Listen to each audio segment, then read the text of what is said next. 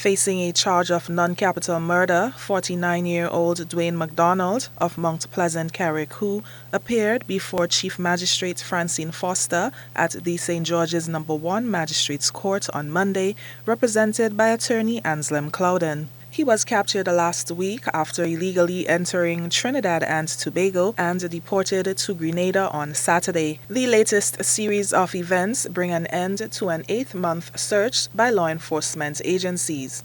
He entered Trinidad contrary to the immigration laws.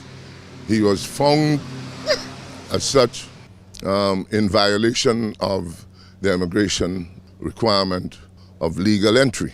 As a consequence, he was deported back to Grenada. So there was no charges against him. He was not a fugitive from justice in that sense. February 16th is the date set to start the preliminary inquiry, which will determine whether the evidence assembled by the Crown in its murder case against Mc Donald is enough to proceed with a trial. The matter has been transferred to the Carriacou Magistrates Court for further adjudication. I couldn't request disclosure because this magistrate really doesn't have jurisdiction to entertain submissions made with respect to disclosure and other documents that the prosecution may have in their possession.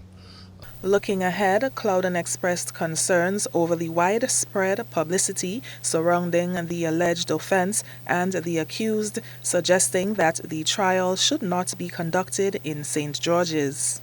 The occasion for the submission hasn't arisen, but I put it on record so that the Director of Public Prosecution would not be taken by surprise. They would have ample time to review the application when it is made. Now, I know that our government, our Prime Minister, has indicated that there would be a mini Hall of Justice for Carriacou.